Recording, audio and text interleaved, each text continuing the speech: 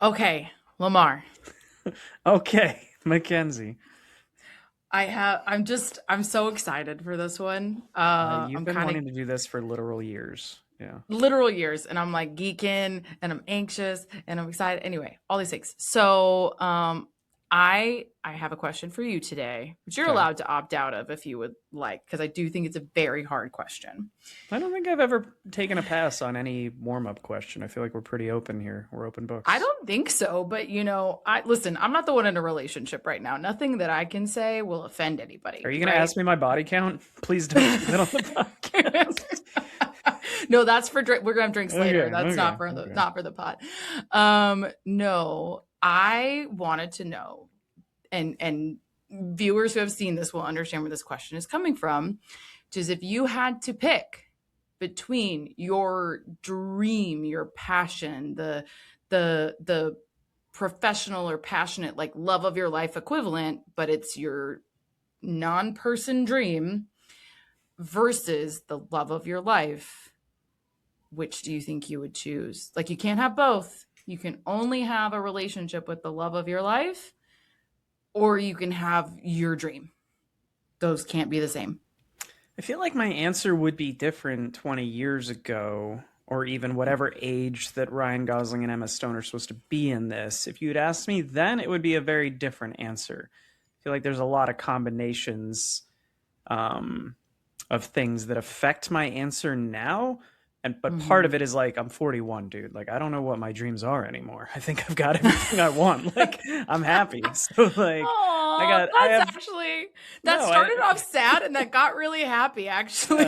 no, it's like I got what I want. I'm living a good life. I got somebody that cares about me. I'm moving into a house for the first time in a couple Yeah. weeks. Like I got a job that pays the bills. I'm not living paycheck to paycheck. I feel like I'm kind of living the dream right now. So I don't know what more I could want. Like if you'd asked me Oh. 20 years ago, would I want to be an actor or a screenwriter or something along those lines and kind of chase a dream or a musician? Sure, but at this point Mm-hmm. in my life, I'm gonna take my girlfriend. I think that's the right answer to give, and it's the honest answer to give. So, Oh. but Oh, I that will came say, out like, so wholesome.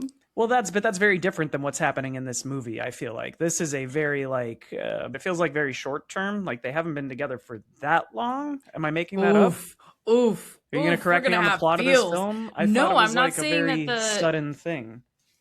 I think it's a quick relationship, yeah, but Okay. I don't think it's I mean, I guess, unimportant. not to get into spoilers, but I guess there are some time does pass because there's different moments in the relationship. Mhm. But for me, it feels quick because I'm watching a 2 hour movie. So, yeah. Yeah. Yeah. No, I would just argue that the premise is like the dream or the love of your life at Yeah. the end of the Yeah. day. Yeah, that's very sweet. Well, so What, what I'm hearing is you're crushing it and you're fine. You're like I already have all of it actually. I don't know what you're talking about. my life's great. What Oh. about you? Which direction are you going? Well, as I am wont to do, I come up with these questions and I don't come up with an answer until it comes back to me. So Your I dream or don't. this podcast? Your dream or me? In this pot in the so I wanted to Oof, make this. I was like, I oof. wanted to wait for the right moment to bring this up because a couple weeks ago during one of the cold opens, we were asking rules of attraction. We were asking what is the number one for you the rule of attraction. You said you originally said men and women cannot be friends, and then you changed it to single men and women cannot be friends, which does Yes, make total sense asterisk. to me. But I think Hmm. one of my friends misheard that and said, "Well, she said men and women can't be friends, and you guys do this podcast together." Let me make it very clear to everyone out there: Mackenzie and I are in a relationship.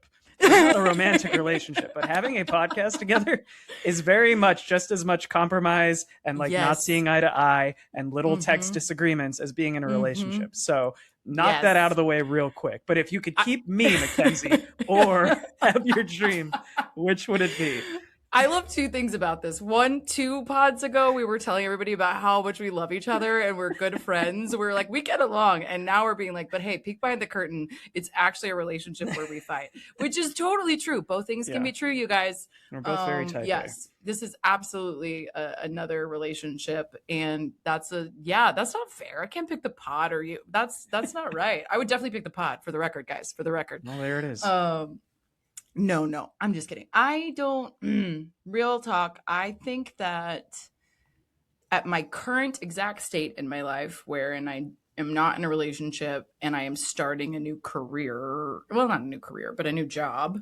And I'm kind of trying to like find my thing, my thing. I don't know how else to describe it because I wouldn't even say my passion because I'm passionate about a lot of things and that's actually part of the problem. Um, I think I would try to figure that out more than Mm-hmm. anything else. You know what I mean? Of like, again, I have a lot of disparate, sometimes related, but disparate interests about which I care very much. And finding the thing that's supposed to be my thing, I think is the journey that I am still on and I would like to figure out. Yeah. Hmm. Yeah. That's very deep. Thank you for sharing all that. It was very vulnerable of you. So was yours. Man, we're crushing it today. This is Yeah. this is gonna be good for For you. the record, if you ever go off to Hollywood to be like a film director, this podcast is over. We are finished. We're It's finished. up. Yeah. I will not support you. It's over. All right. Well, on that note, let's roll. Let's roll.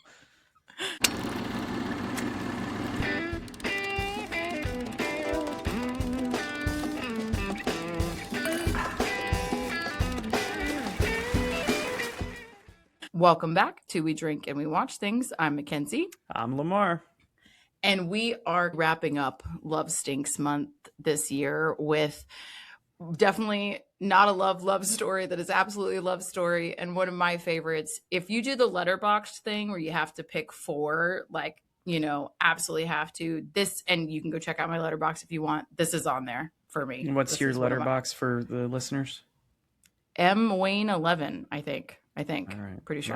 Mine is Lemur Loves You, but for the record, I didn't know that feature existed, so I have not done my four yet, apparently. Oh, well, you do have to do them, and then we'll share them on the. We should share them on the Instagram. Okay, but this one is on there for me. That's how big a deal this one is for me. So, and that's a hard, you know, like it's really hard for me to narrow my focus. So I just want to put that out there. Yeah, you've seen like 3 million movies, and you have a hard time narrowing down anything to a list of four. Anything so at I'm all. shocked. Yep, but this is on there. So anyway, very excited to talk about this. I'm also excited about our cocktail because I did design this one. Yeah, Mackenzie designed this one, and we are calling it Lillet-ing Go. Kind of a bittersweet love story we're going to go through here today. But this is 4 ounces of Lillet, 1 to 2 ounces of club soda, 2 dashes of orange bitters, as well as an orange twist. Recommended to chill pretty much everything first. All the ingredients, the wine glass you're going to use. So you're going to pour the Lillet over ice into that chilled wine glass, then add the club soda, stir that, twist the orange peel over the drink, drop it in as well as the bitters, give it a little stir, and then you end up with Lillet-ing Go. And it's really good. I already had a sip, but yeah, we can cheers. I did too. Cheers. I just think mine looks so pretty. I did my rose ice cubes and my twist was really pretty, but then it fell in there and now it's ruined. But anyways, it was really pretty and it also tastes good. Love it. Okay. Let's do some basics and then we're going to throw down a spoiler warning real quick and we're going to get into it because I have lots to say. So this is La La Land 2016, the infamous 2016, because there was Oscars drama related to this one, but we'll get into it. This is rated a 7.6 out of 10 on IMDb, 91% from critics with yes, okay, and then 82% from audiences. So pretty fucking solid. For sure. I find it hard to give the audience score is weird to me. I can't imagine giving this a thumbs down. I could see giving it like a 7 to me sounds like a fair rating. For I guess IMDb, if you don't like musicals, like or musical type movies, whatever you want to call it, but like it's got musical vibes. So I don't know. Maybe it alienated the musical people. Perhaps. Because otherwise, I agree. I don't understand why you wouldn't watch it. So weird. Okay, our writer-director here is Damien Chazelle, who we have spoken about before. Again, we've referenced his stuff, but I don't think we've covered a single one. We've talked about them, including this one, obviously, but Whiplash is another. I'm shocked we've never done Whiplash. Which I also love. Like, I also love. So we should definitely cover. And Babylon, which I will say I didn't like as much. And I was like, fully went in ready to love it. Yeah, it's I would say it's not cohesive is my quick take of it's trying to do a lot of things at once. Yeah, okay. I saw like clips on YouTube, but it just the trailer didn't do much for me. But correct me if I'm wrong here. Still the youngest Best Director winner of all time? at this point Mm-hmm. for this one? Mm-hmm. And would he, I because think I didn't so. actually validate this in any of my research, but would he have been the youngest, I assume, Best Picture winner too, like of directing the film, if it had won Best Picture? Like I would assume that would be the case Maybe just based I on. wouldn't throw that out there for sure Okay. because the best picture winner goes to the producers. Mm, And producers can be execs, you know, investors, like can interesting. be, Okay. yeah. I would not be surprised if there was a younger I bet the producer. fucking Olsen twins have produced like when they Listen, were like 14. They had so much yes. money. They were probably If so, producing they're just Titanic. throwing money at Who shit, fucking knows? 100%. Yeah. Would not be surprised. Would not be surprised. I did also want to call out. I know we don't do this enough, and I actually have. I don't want to necessarily do it every single time, but I do think there are movies where it's warranted, and this is one of them. Is call out the cinematography. So our DP here is Linus Sandgren, and interestingly enough, and I was trying while I was watching it on this watch to figure out like what about it I really liked and recognized because it does feel familiar, but also I've watched this movie a million times. So he has done several things we have talked about, including recently Saltburn and Wuthering Heights. He Oh, did okay. both of those, and then also No Time to Die. So really, yeah, he's done a lot of stuff. We talked, and No Time to Die was great. Also, very different style. He So really kind of. loves those like sweeping shots. That makes a ton Mhm. of fucking sense based on the other two you just threw out. Yeah. But we'll get into it. But like some of the shots in here are fucking cool, Hmm. man. They're just cool. They're cool takes. They're creative. They're beautiful. And also, even just from a producer lens, the way the work that went into producing some of these just huge moments in this film are really impressive. And these are not the like boots on the ground producers in the same way. I want to be clear, but the producers here are a mix of folks, and it's different production companies because there's multiple production companies involved. But shouted out as our producers are Fred Berger and Jordan Horowitz. I want to call out because he does the music, and Gary Gilbert and Mark Platt. So these are our like PGA producers on this, which is really cool. Justin Hurwitz does our score and songs here, and he's done all of Damien Chazelle's films. He did Whiplash, which is a big one for that. Babylon, one of the things I loved about it was the music, Hmm. and he does that as well. So he's done a lot. And then they worked with on this one Pasek and Paul, which is actually a duo of guys. Benj Pasek and Justin Paul, they're EGOT winners. And they did the Wow. songs, like the lyrics of this. And I actually didn't know that going in. I've only really thought about Hurwitz, which again does the score primarily.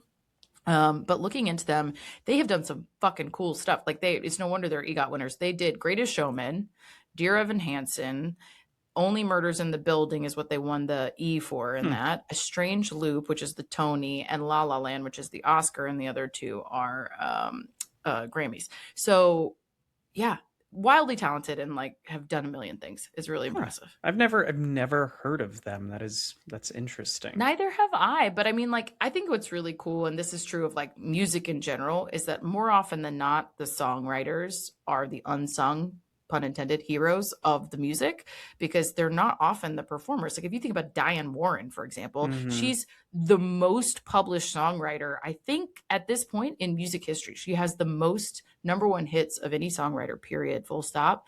And it's never her singing them, right? It's Beyonce, it's Cher, it's Stevie Nicks, it's it's everyone else. So I It's think like it's cool Jack to get to know them. Antonoff now, the guy from like Bleachers and Fun, and he just writes songs for every Oh female pop yeah. star these Hmm. days. Like half the songs on top 40 are written by fucking Jack Antonoff. But Well, and there's a lot of actually singers that do that. I mean, there's Ryan, what's his last name? Totter, mm, Tedder, One Republic.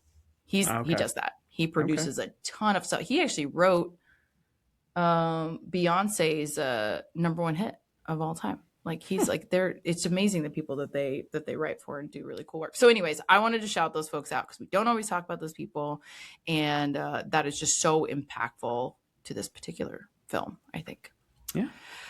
Our major cast here is pretty small. I mean, we're pretty much hanging out with Ryan Gosling and Emma Stone, who we've talked about a gazillion times. Ryan plays Sebastian, and Emma Stone plays Mia. And obviously, Ryan Gosling's been in a bazillion things. Notebook, Barbie. He's about to come out in a new thing that I'm very excited about, Project Hail Mary.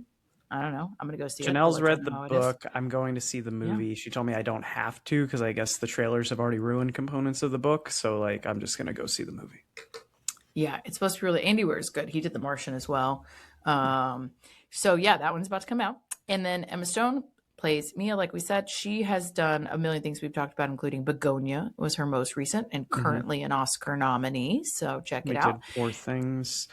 Poor She's. Things. Did you know that she's a natural blonde? The last 3 weeks, my head is exploding. That she I is a love that you're blonde just and Googling people's Margot natural Robbie hair is a color. brunette. I Yeah. have no idea what to Did you think Google this anymore. or is this showing up in It's in IMDb for you IMDb every facts. time? This is what Okay. men find interesting. Did you know this Got it. woman doesn't actually have that color hair? And I'm like, oh, I did. I check. Yes, thumbs up.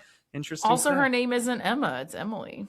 I think we talked about that. I think in one of our other Hmm. episodes with her. I forget what it was, Listen, but she's maybe Poor Mia. Things. She's marketing herself. She was trying to market herself to Hollywood and stand out. And it's true. Like, you're just another person in a room if you don't. So, it I worked was for her. It worked for also a bunch of people. Yeah, I was also trying to write down all the different roles that we've covered Ryan Gosling in at this point, but I was like, okay, he's been a really good stuntman, a really bad husband, a really terrible cornerback.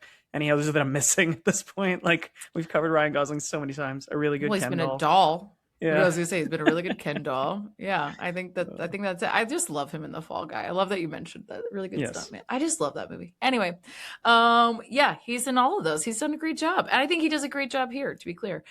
Yeah. We also have John Legend who plays Keith. He gets probably the next most screen time, which is not a lot. And I was like, I'll look up his stuff. No, he's John Legend. You guys know who he is. He's fine. He'll be He fine. was in the Between Two Ferns movie. I don't know if you're a Zach Galifianakis, like that style of humor, but Mm, Between Two Ferns had a million celebrity cameos, but he and yes. Chrissy Teigen are both in it, and they might be the best part of the movie. So if you've never seen that, highly recommend it. It shocks me not at all. She's so naturally hilarious too that makes all the sense in the world. I love that.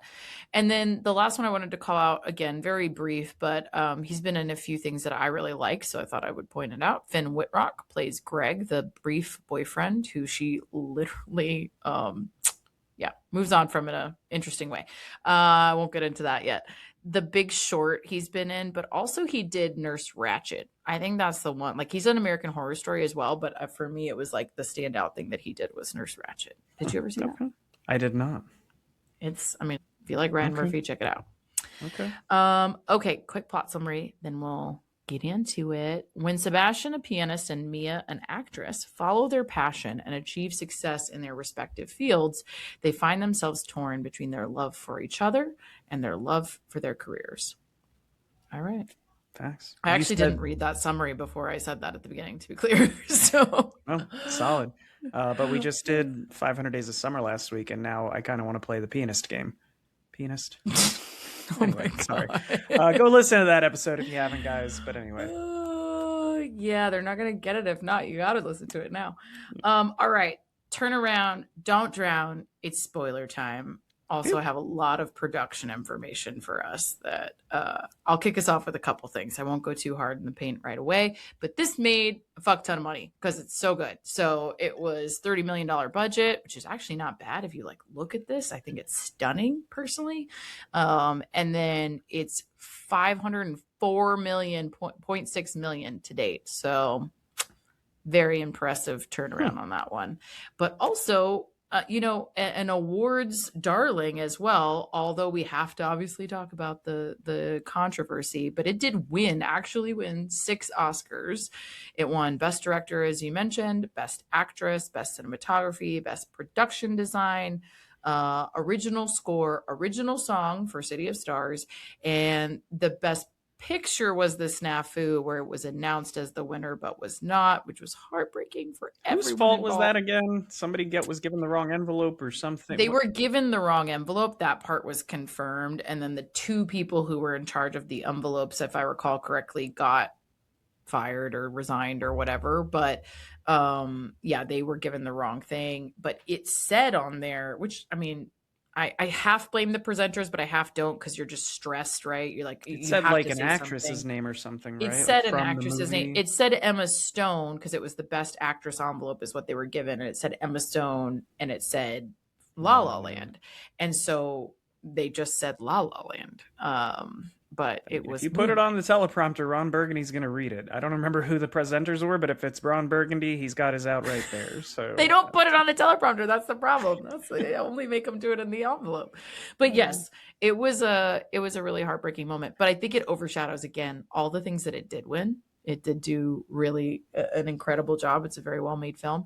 I thought that Ryan Gosling got snubbed a little bit, to be honest, but be partially because of how much prep he put into it. They both put in a ton of prep, but he had to play all the piano parts, and he did like a 4-month intensive training where he played for 4 hours ish a day, like practice plus lessons, and did extensive jazz, tap, ballroom training. He worked with the choreographer, who's the same choreographer that Emma Stone worked with. They both practiced, their dancing regimen pretty in depth. They did Pilates and dance lessons, ballroom lessons, all these things. But he did not have a hand double on the piano at any point. And these are long takes. Like they're having him mhm. play long pieces of the music. And he did all that himself. Not to mention, I think, gave just a great performance as an actor. So I still have contend this is one of his best. It's a lot of effort put into a role. I think I can see why he might not win Best Actor in this because I think for as good of a job as he does here, he's not given a ton. Not that he's not given a lot to work with, but I don't know that he's given Oscar worthy content to work with. He's at like a 8 out of 10 of what I would expect from. There's like one or two scenes missing with a little more emotion than what he's got to convey here. But that is not to say that he doesn't do a great job. I just don't think I think it was Casey Affleck who won over him, and I don't. Is it Manchester by the Sea? I Mhm. mean, there's a lot of It's a emotion great in that. movie. Like, I'm not yeah, saying it's not a good movie. I don't know. I thought that the performance was stronger from Ryan Gosling in general, I but think you just still hold a grudge that Casey's brother Ben let Bruce Willis die on that asteroid, and you're like, "Fuck Casey Affleck." You just God, is that what how it did is? you You can tell know? me. I didn't Yeah, want to bring I that into fucking it, knew. Yeah, I knew Like it. I just how to can see right through me. You can see right through me, you guys. Okay, so there's a bazillion things to say, I think, about this film, but I think the first and foremost that I think is the overarching theme for this for me is that this is such a beautiful love letter to Hollywood, to classic films, to incredible musical films, and to the music, and also to these characters. I just think it's one big, You're a beautiful love big letter. fan of when films do that. You like that about The Fall Guy and how that's a love story to stuntmen. I forget what the other one that's not coming to mind, but I feel like you do. And even Singing in the Rain had a lot of back references to old Hollywood, right? So like, I feel like Well, you this tend to is a enjoy lot that. of yeah, it did, and this also has a lot of references to Singing in the Rain, like a lot of Yeah. Oh references yeah. to Singing in Very, the Rain. very on the nose there. Yeah. Why didn't you like Um, Cabin in the Woods? Because that was a lot of love story to other films that you love. it it was not a love story in any capacity. It was something else. I don't know what we would call it, but it was something else. I don't know why you had to bring that up right now. Like It's really, to me I'm today you're gonna do that to me. yeah, I it's the don't. second episode. I got a drink in me. I got to I it pick a just little bit. uh See what we said about us being in a relationship? We're in a fight now. All right. So, but it does have a ton of beautiful references, and you're right. I do love that. I love when people pay homage to all the things that came before them in terms of Hmm. art. And I do think I love it because I think it's hard to do well, right? Like I think it's hard. I think it's hard to You pay don't want it to homage feel and like give derivative. right. I think it's hard to do it in a way that feels respectful and Hmm. original and like a new take on it. And I think this does that very successfully. It has myriad references to literally I would count 15 plus other films that are referenced in this work, and it does not feel derivative, which is the perfect word. It feels organic, and it feels like a new modern retelling of this while being rooted in some real nostalgia. These characters feel a little out of time to me, and I actually love that Hmm. about them. They don't feel like they are a product of their time. They feel like they are a product of these other movies, the Casablancas and the Rebel Without a Cause and the Breakfast at Tiffany's and the Singing in the Rains of the world. They feel like they're of that, and that somehow is that very particular alchemy is really well mixed with this modern retelling of these types of stories, Yeah, I asked I think. Janelle at one point, I was like, when is this supposed to take place? Because I don't think I've seen a cell phone in this, but I might be completely misremembering. This was only the She has second the time they've seen it. iPhone in So, the audition okay. and And in the that's like, car. okay. Yeah. So it is supposed to be contemporary, but Hmm. it feels like they do intentionally leave a lot of cell phones out of this to make it feel more timeless, I guess, maybe. So it feels I like do think they don't have a I lot of do think it's conversations on the cell intentional. phone. Yeah. No, and but I mean, you see them in interviews. You see them on TV being interviewed, the band later, and it being on YouTube, for example. So like it is contemporary, and that's part of actually what he's struggling with as a character, which I think is another reason why I love this is that he is nostalgic in and of himself. He is nostalgic for these older periods, for this music, for this time, for he has this incredible line that I fucking love that he was like, that's LA. They worship everything and they value nothing. And he's so upset Hmm. about it. And I think it's so true because it's like they get these obsessions in a lot of ways, like in Hollywood, in LA, whatever you want to call it. And they don't like value it and respect it and show it love in its own way. And I think that's he loves jazz and he loves this period and this work and the way these artists used to connect with each other. And it's in his whole persona. It's the way that he dresses, it's the way that he lives, it's the way that he talks, it's the music that he makes. And I just love somebody who is like wholly that unique self, and I really like his character in that way. I like the way that they introduce the characters to kick us off here. I like him in the club, kind of like being told to play one thing, he's being forced to play just He Christmas songs, literally can't, and literally then he does can't. his little solo, and you're like, oh, that's pretty beautiful and haunting and incredible. And then the boss just like Mm-hmm. fires him on the spot. And then I think we get introduced to Mia through the audition, right?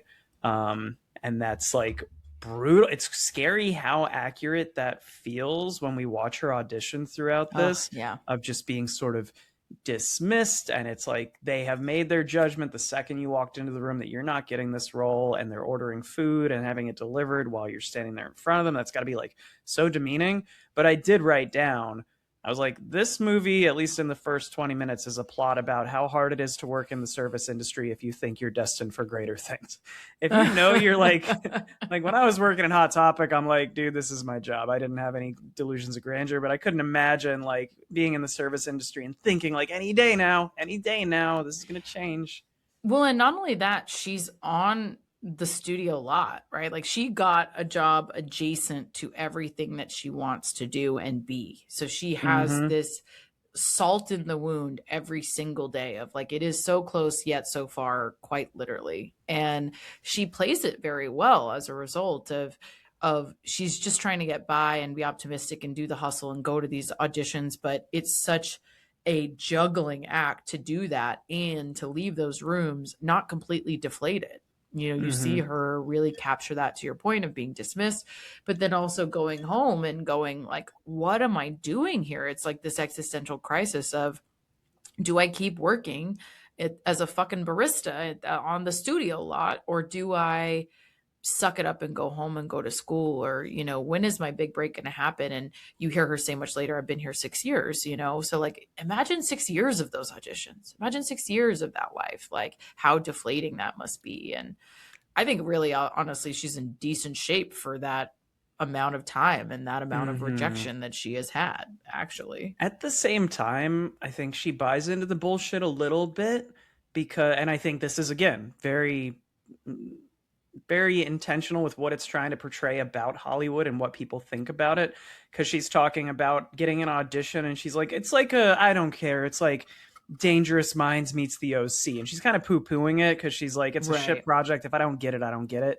And then as soon as she But gets it, then, he's like, that thing you didn't want? And she's like, oh, no, no, it's more like Rebel Without a Cause. And she tries to class it up because now she's in the project, right? Like, I like that well, joke. I loved it's so funny you say that. I do love that joke because she immediately is like, I feel like I said bad things about it before, Yeah. and she's trying Now to I love rewrite it. it. Yeah. But I liked how supportive he was immediately. She Yeah. was like, I got a call back. And he's like, for that thing? Yeah, awesome. Like you can tell he's thinking exactly what you're saying, but he's immediately so supportive, which is like such a green flag. And I Do you love view that. this? Go ahead. I just love that they're supporting each other in these like small, tiny ways right out of the gate where they're very much not a thing yet and they're tiptoeing around it, but he's excited for her, which I think is cute. Okay. Do you view this, because you've seen this more than I have, this is only my second time. Do you view any of the, we talked at length last week in 500 Days of Summer about like the missteps that this couple made in their relationship and like not seeing eye to eye? This feels almost like the opposite, where these two feel destined in a way, but then they just get torn apart by their dreams. But do you think there's anything in this where either one of them is at fault in some capacity or one of them does something wrong that ultimately dooms the relationship? Or do you think it's just circumstance? I mean, my gut check when you said that was it's just circumstance. Yeah. I mean, I could maybe think about it longer and find flaws. I mean, could they each have done something slightly better at some point? Maybe, for sure. But I think, you have these pivotal moments throughout where, like, one, she makes the choice to like leave Greg, who seems perfectly nice, but whatever. Again, to your point, not her destiny. It feels like this guy is her destiny. They keep For running what it's into each worth, other. second watch, I don't fucking remember Greg, so I don't think he was all that interesting. I don't I Right. don't think she So made a mistake. basically, like, he's Yeah. whatever. Like, she's fine. I would also leave Greg, right? Like, we would all also leave Greg. We would be Bye, like, Greg. this guy is my, like, all signs point to Sebastian, right? That's what this is telling you. And so I think, like, you see her make that choice, right? But you also see him make that choice for her as well, of she is talking to her mom about what he's doing and that he's saving up for this club, but that he's not quite doing anything yet. And he goes and tries to find this steady gig as a response to that. He thinks that's what she needs, what she wants from him. I'm sure he sees some appeal in the stability and the money and all the things himself, right? But like, they are choosing each other. I think you see that happen over and over again, um, even when it's hard.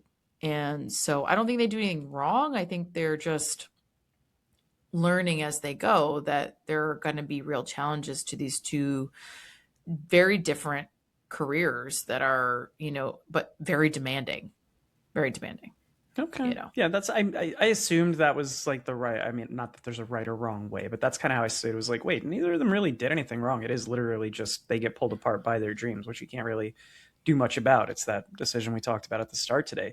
And to your point about them supporting each other, there's some really like cute lines of dialogue, like lifting each other up through some hardships in this. I think it's when she doesn't get one of her auditions and she says, well, maybe I'm just not that good. And he's like, no, you are. You definitely are. And she's like, maybe I'm not. And it's this grind, right? Of like just being beaten down, missing opportunity after opportunity. So to have the person that you love supporting you in that moment and just continuing to nudge you on when you don't want anything to do with it is like really inspiring to see. So And again, it's such a green flag. It's like this person who really does believe in her, and like, because we don't get the preview of the performance, but he watches it and he's so excited. And he thinks, like, mhm. he jumps up and is like, it's incredible, and he thinks, you can tell he thinks the world of her and admires her and her talent. And that in and of itself is really an achievement in a relationship, right? Like, you can love someone very much, I think, and be like, that's, you're not talented in that way that you wish and that you dream.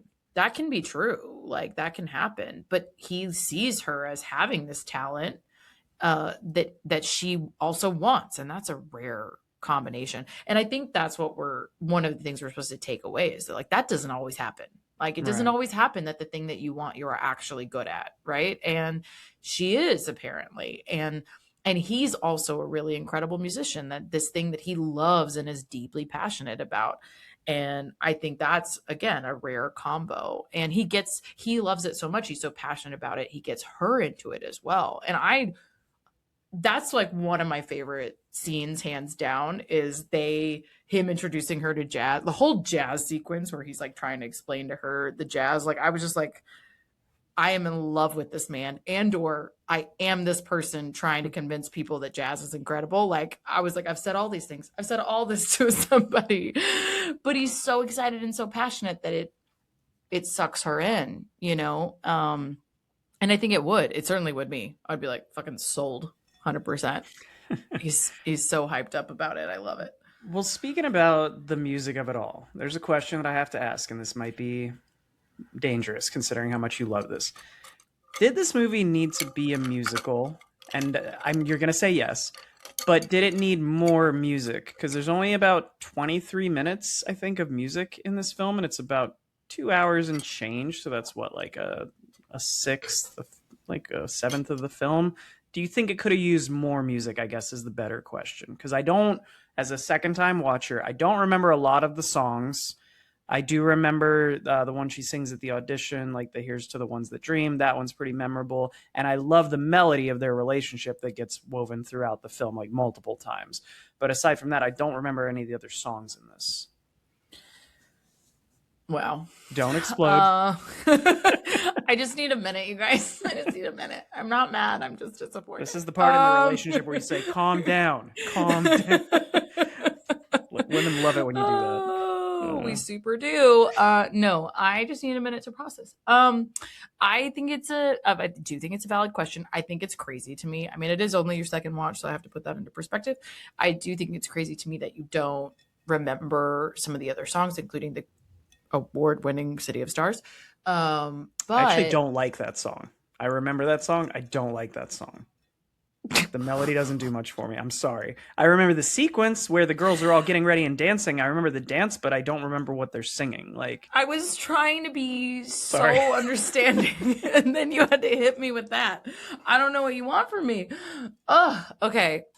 Deep breaths. I do think that the music is incredible. The music to me, I have 3 pages of notes about the music, like Jesus. literally. I think I don't think there needs to be more. I think you have a through line with the score that is telling you at various moments of where they are, both individually, but as a couple. Like they have their own melodies, right? Sebastian has a melody, she has a melody, and then they have their melody. And what's really interesting to me about their song in particular, which is, by the way, very early on in the film, you get this, is their song is written in this major key, right? It's very uplifting and sounds optimistic and all these things, but it has this dissonance to it that has a major minor mix partway through, and that gives this just bittersweet and kind of rueful tone to it that is Yeah. almost foreshadowing earlier than anything negative happens in their relationship, but it is also a beautiful song.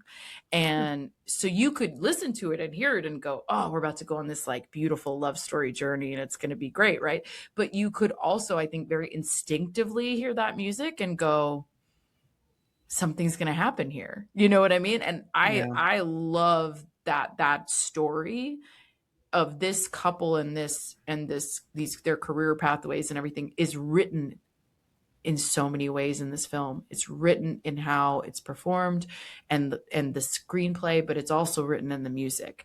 And I think that that's such a unique telling of the story. It's also written in the seasons, right? Like you see the changeover of the seasons. You see the colors change as well. Like the visuals, the music, the I was gonna writing say all does I that don't. together. It's not that I don't like the music. I like the music, but when I think Yeah. of musicals, I don't love the music in this as some of the other musicals we've done. But visually, like the color use in this is so cool. Like I just Stunning. the outfits, the dresses, the background, like the sunsets and like the lights of the big city and all that. There's some really cool color work in here, and like credit to the lighting team and the cinematographer and the costume team. It all comes together to really make something magic. It's very like retro, to use it doesn't feel 80s, but it feels like that level of retro of like pinks and blues and like those types of like not quite neon, but those bright tones. Well, I mean, you have to, again, if we go back to some of the references that are being called out in this film, you have to go back to like the early Technicolor days of film. They're trying to do that here. That's very intentional, right? As there's these references to, again, a Singing in the Rain, a Funny Face, the jazz club, the city scene and Singing in the Rain, the bright, vibrant, intense colors, the costumes. These are all being referenced on purpose. And again, this is early days of Technicolor being as prevalent as it was. So again, it's like a love letter to that kind of filmmaking that didn't move away from these bright colors and these incredible sets and these crazy costumes, and like you see that in what she's wearing, you see that in where they're going, the parties and the things. And I think that's also really complemented again by the cinematography, the way they shoot these dance numbers, the way they shoot these parties and the pool and the snow and the camera moving with her, with the scene, with him while he's playing. Like,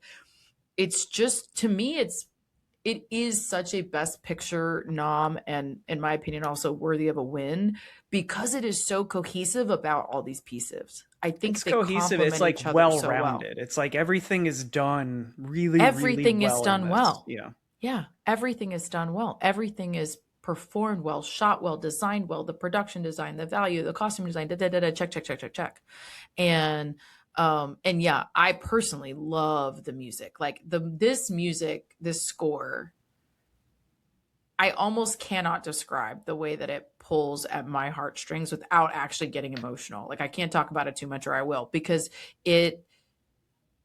there is something to this score, not just the words, the score, that I really deeply connect to the music in this film. And I, Huh. at a human level, like this story that they are trying to tell, I feel like this score plays it at me and I understand it. And it could have no words and I would understand what was happening. I mean, I get that. I relate to that.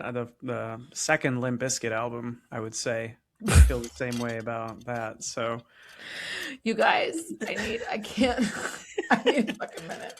I was gonna go Evanescence for a second, but I decided to go just straight, dude.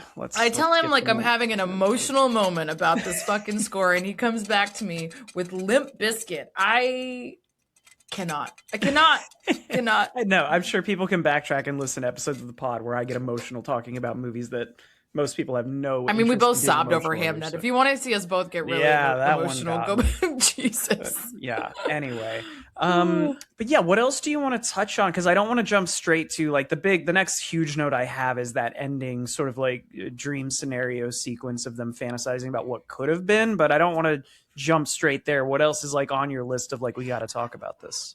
Yeah, well, I do think we want to spend like an extra minute on some of the references. We don't need to go deep, but I just want to Mm-hmm. call them out for the people who might want to check them out, right? So I'm not going to give you the whole list because again, it's very fucking long. But I think one I want to call out is The Umbrellas of Cherbourg. That is Damien Chazelle's favorite film that is very much inspired this work. It has like the melancholy tone, similar use of color. It is a love story that is similar. It's like kind of bittersweet.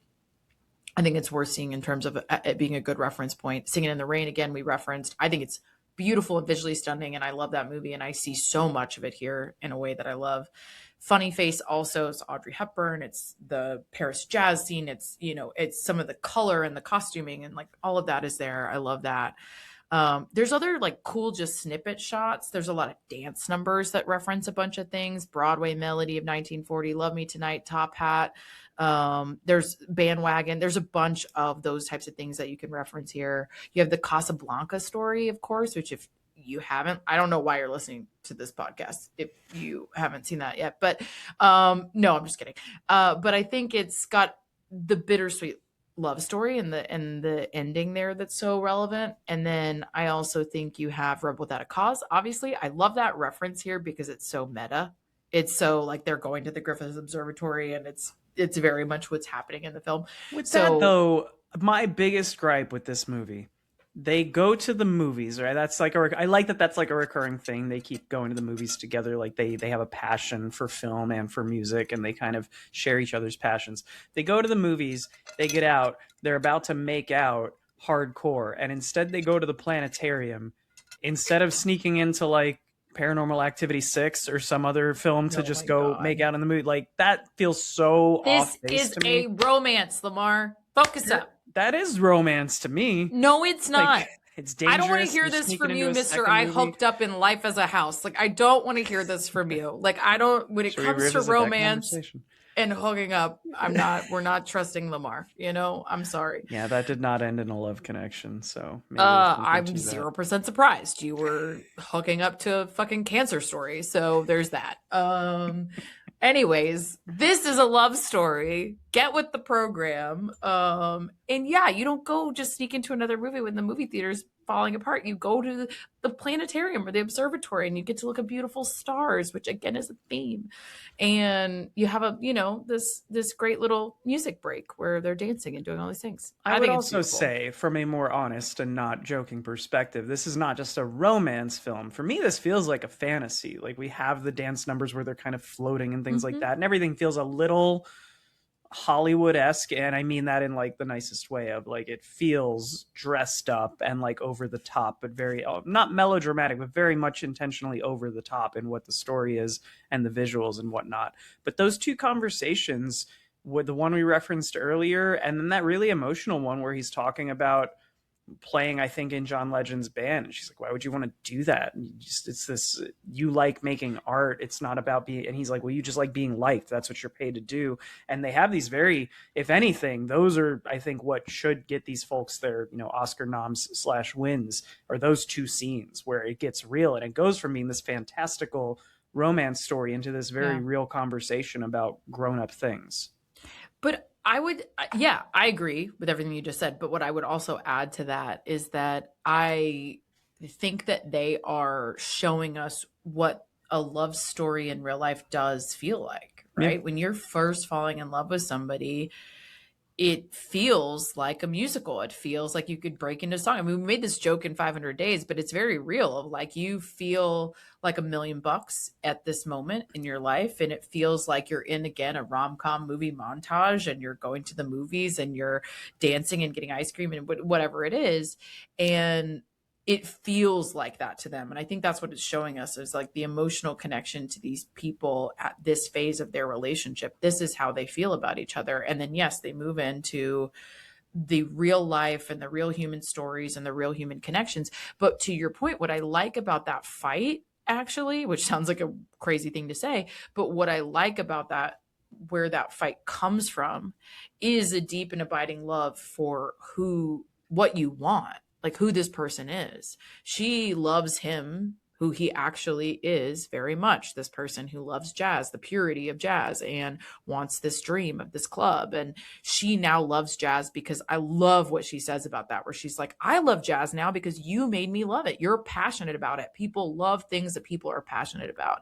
And I think that one is so true. And two, shows her love for him, of how much she wants this for him and him to be true to himself, because that's for him and for his passion. And so, and it does turn into this fight that results in some really terrible things being said to one another, but he is also her biggest fan, is what I would say. I mean, you see that after the fact. She gets the call back. He drives to fucking Nevada to find her. He literally doesn't know where she lives. He knows an idea, right? And he goes and he tracks her down because this is her dream and he wants it for her too. And I love that transition of that story of, even though that could end up poorly for them, they love each other so much that they want them to have these things. And I think that's beautiful when you know it might mean that you don't get to be with this person, Hmm. at the Do end you of the think they day. know that at that time?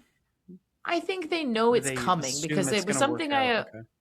I think they know it's coming because it's one of the things I think I can't, again, we're love stinks months is all running together at this point, but I think it reminds me, I don't know if you saw this, but like I saw this in a couple of the films we've talked about, and but especially this one, of like when a relationship is ending over a long period of time, there's a lot of conversations where it's ending.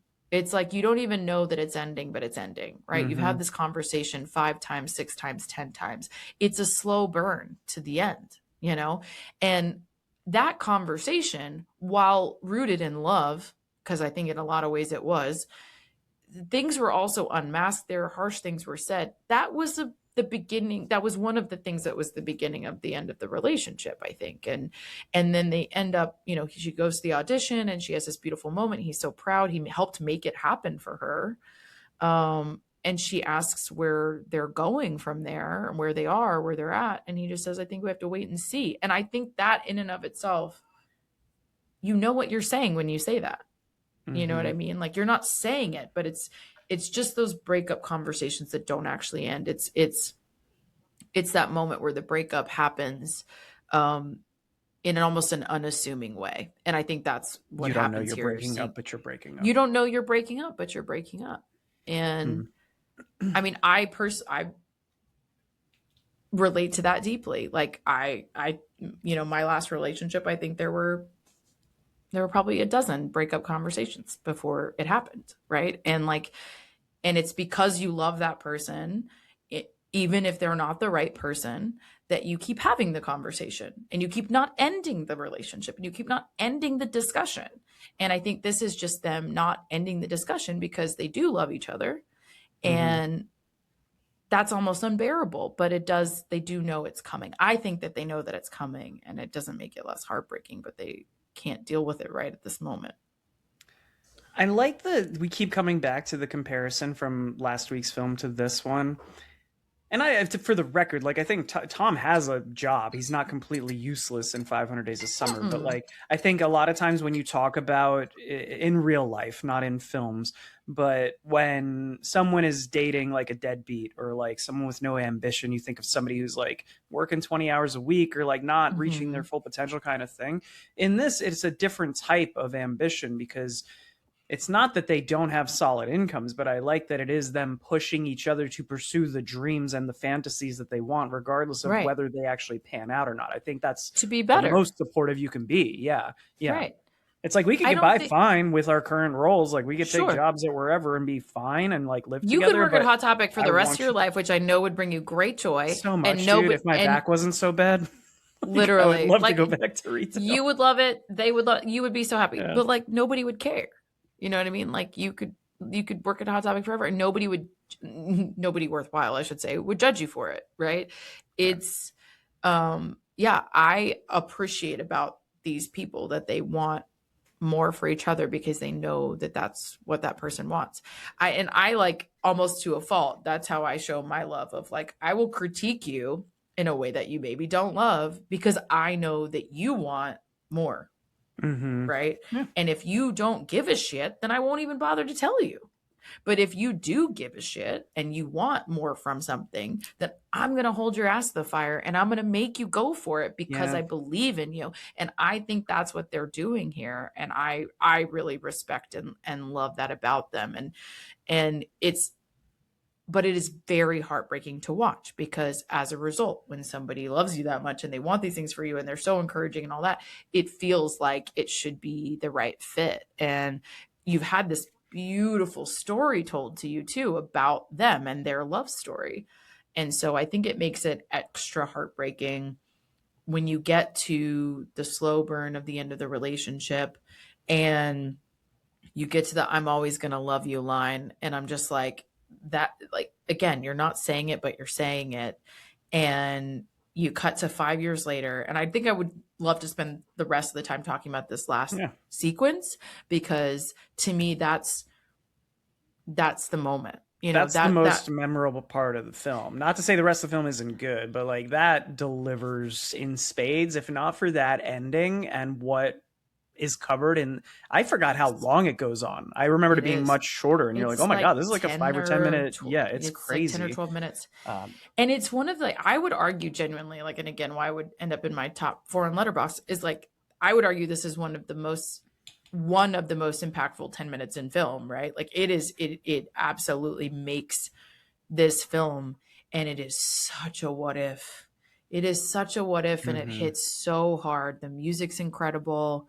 The vibe's incredible. You see her walking through this life that she has chosen. Again, we cut to 5 years later. She's in this different life. She's had the success. She's walking on the studio lot. She's She's dating the the drummer actress. from the Oneaters. Like, lucky as hell. And why doesn't he get on stage at the jazz club? He loves jazz. Little bit of continuity errors there, just saying, but sorry.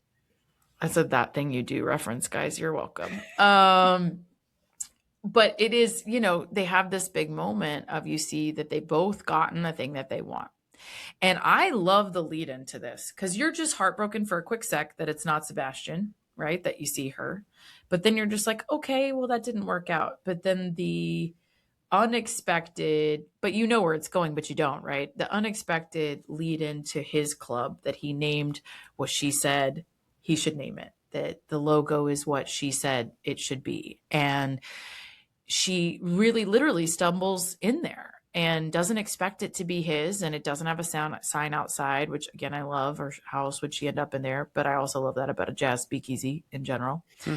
And I mean, it's just one of the most powerful 10 minutes in film. You see if one thing went differently and we lived this different life with each other, what if the stars aligned for us, and we could still be happy and have some of our dreams, but we also have each other, and it feeds back to that destiny conversation and that meant to be moment of theirs, of like, what if we were meant to be and we did it wrong, or like, we messed up fate or whatever it is. And it's so beautifully choreographed. The music is incredible. We get more of the musical scenes, the colors, all the things. You get the references to Funny Face and Paris and that jazz club, the Cavado Le Huchette, I think is how you say it. I've been there. That's a real place. It's very cool. It's in Paris, and you get to see it, and you get to see them going and like living this dream together, and then having their life and their family together. And it's fucking beautiful. Yeah, that last sequence is great. I wrote down references. I think you covered almost all of them, but there's some really beautiful shots, and there's like the reflection on the water kind of piece. The fact that it carries it all the way. So I like the way they started off with completely changing what happened, right? Like he doesn't brush past her at the bar. They establish very quickly this is if things went different, right? But then it walks all the way through them having a family and all this. Like it's incredible the way it builds it up, only to like for you to know the whole time this is a what if kind of thing, and for them to come back and share this kind of like longing gaze across the bar of like, you seem happy, I seem happy, I fucking miss you, but like I'm proud of you. That's a really cool kind of send-off moment. He's still in love with her, and she's still in love with him. Yeah. That's my read, at least. They are still in love with each other, but they also love their lives. They're happy with their lives, but they are still in love with each other. Yeah. And I think that is so hard, because when you go off and you live this life and you do love it, you can kind of get the amnesia about that. You forget that. And I think what's so powerful about this scene is they are being confronted with each other. They're being confronted with their love for each other for a split second. And they have to deal with it for a split second. And it's so powerful and it's so intense. And I love that it's being delivered through the music. He's playing it for her. And you see him take that beat at the piano, and you see him think about what he's going to do. And he can do anything that he wants here. And he chooses to play her the story of their life. And it just, the way it wrecks me. I mean, it wrecks me every time. Every time. Yeah, it's a great ending. Are you ready for me to give you the least interesting fact from IMDb? I'm like tearing up over here, but yeah, sure. This is the perfect time. Let's have a laugh. Okay. Okay. Here is the least interesting fact about this film. Director Chazelle shoots this scene with one continuous take and no edits. Which scene? Nobody fucking knows, because whoever typed this into IMDb did not specify. Oh my God. Only 8 out of 44 people found this interesting. I'm sure if you know which scene they're talking about, it's probably more interesting, but we'll never know. Wow, they didn't even deliver. They didn't even tell you. I'm even more heartbroken than I was already. So thanks for that. Okay, do we have any good fun facts to balance it out? I mean, I know you were going to give us... The whole amplifying when he says, oh, put your key fob under your chin, that is actual science, because something about... Something about like water amplifies sonar, some shit. Don't go look it up yourself. But apparently, because the human head is mostly water, like doing that actually is somehow scientifically, maybe. I don't know. I'm not going to vouch for it, but it was on IMDb. So there you go. I love it. I love it. Okay. Well, good to know. If it was on IMDb, then it's straight facts. It's got to be true. Yeah. Straight facts. Neil deGrasse Tyson is like, yep, nailed it. Yeah, I'm sure he is. He's the resident science guy, him and Bill Nye. Well, I think, as is clear, I fucking love this film. I could talk about it for 12 business years. If you want to talk about this movie, please fucking let me know. Send us a DM, because I will talk about it and cry with you and have all the things. But all that to say, what is your rating? I do not have the same emotional attachment you do, and I think that probably impacts my rating. I do think the last 15 minutes are incredible. I think they're very good, and I do like the Mm-hmm. story that's being told. I don't go as in on, I don't take as much, I guess, enjoyment from the homages that you referenced earlier when you were listing off like all the references that this is making, because a lot of those go way over my head. So that component of it is kind of lost on me, which is, again, probably why I don't love this as much as some people. I think it's a really good movie, but I'm probably going to fall closer in line to like the IMDb rating and give it like a 7.5. That's on a personal level. Okay. But I don't attach to this as much as other people do. So, but I enjoy it. I'm just glad you had a good time. Yeah, I'm obviously. still really upset about your music comments, but it's fine. People like Um, Limp Bizkit, Mackenzie. The second album was I great. Okay, front to like back. Limp Bizkit. This is not the time for Limp Bizkit, okay? Don't Like hate on my heart song. oh my god. Okay. Yeah, I understand that. I think you called out a couple of things there that I think are valid. Like if you had all the references, I think it would help Yeah, also. And then I think if the music landed for you, of course, I think it would help. yeah. I I will be giving this a 9.5 out of 10. Ooh, what would have I made it a 10? if I would give it an if I could give it maybe I can give it a 9.75. Like it's just it's this shy of perfect to me. It's What would almost have made it a perfect. 10? What you didn't criticize much. I think it's just because I'm heartbroken. Like Ah. it just breaks my heart. It's so hard to give something a 10 out of 10 that breaks your heart. I mean, I remember when I saw this in theaters. I actually saw it weirdly, and they don't live here anymore, but I remember I think I saw it with my mom and my sister. I think both of them. I did not get up from the chair. Hmm. Like they're walking out of theater like normal fucking people, and I'm like just sitting there processing. And I feel like I've just been hit by a truck with of feelings, and I almost felt crazy, to be honest, because I was like, people are leaving and I'm sitting there going like, did we not did we not just watch the same thing? Like I'm not okay, and everybody's leaving. And I think I was the person at the end of this movie that all these people who didn't read Wuthering Heights were at the end of Wuthering Heights. I was like a fucking mess.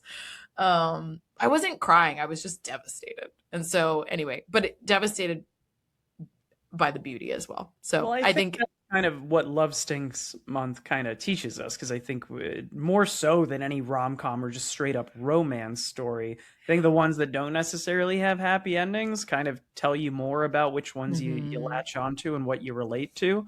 Because I told mm-hmm, you last week that I relate with the first time I watched 500 Days of Summer. That is the one that's why I rate that so high still today. mm-hmm. So me not connecting with this resulting in a lower rating, I don't think there's a right or a wrong there. I think that anytime No, if we did 10 more of these movies, we'd probably be it's the all over the map, you this, know? and it's funny because I don't know that I had like one relationship that really anchored that for me at that time, right? Like there wasn't a thing at Interesting. that time that I was like, this is what this reminds me of. Um, I almost do now, right? Of like Mm-hmm. I have something now at this point where I'm like, this is not the right person for a million reasons, but I loved this person very much and it didn't work out. And so I almost have it even more now than I did when I saw it the first time, but I had just as strong of a reaction, if not more, when I saw it the first time. So I think it's just to me, a very human story and a really beautifully done story. And again, I think the music is a big part of that for me. Hmm. Well, thank you. Like, legitimately, genuinely, thank you for being so like open and vulnerable in the conversation today. I make jokes because that's the only thing I know how to do. But like, thank you for actually, yeah, going deep with our listeners. For better or worse, you guys, I don't have a great filter, so here we are. My pleasure though. I love talking about this stuff, and it's why I love film. In all seriousness, it is why I love film and why I love art.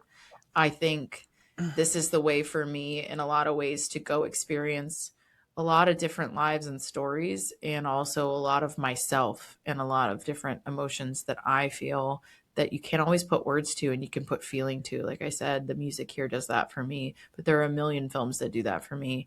And it's why I love this so much. So it's I'm thankful to get to talk about these things. So thank you guys, and thank you, Lamar, for letting me just go off about this movie. So it was a great time. Anytime, friend. All right, kids, thank you so much for joining. I really hope you loved this. I did so much, obviously. Come back next week. We're switching gears. Whole new month, whole new theme. This April, we will be talking about one actress all month long. We haven't done that maybe ever. Have we done it ever? I don't think we have. We've done actor months. I don't think we've We've done done an an act. actress We've month, only right? done like 2 actor months and some director months, but we've never done an actress.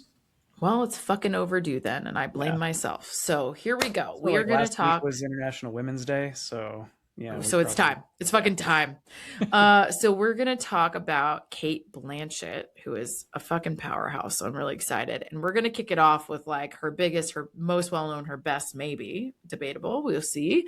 Elizabeth. So you've Never never seen it. seen this, right? Weird. Okay, And this I'm is English. I exciting. feel like I should have seen it, but just couldn't fucking be bothered. Yeah, get your shit together. No, I'm just Sorry. kidding. But anyways, between now and then. Between now and then, follow us on our socials. We drink and we watch things on Instagram. You can DM us things like episode ideas, theme ideas, feedback, questions, all that good stuff. And you can also get the video of this podcast on YouTube, Spotify, or Apple Podcasts soon if it's not there already. This will be releasing in like 3 weeks, so we'll Soon. see. I'm working on it, you guys. And also go watch the all the Oscar reels that I put out because there's a lot of them. So please and thank you. Love It's you. like a whole thing. It's a lot of work, you guys. I watch so many movies. I need you to understand. Anyways, but for now, go have a drink and watch a thing. Cheers. Cheers.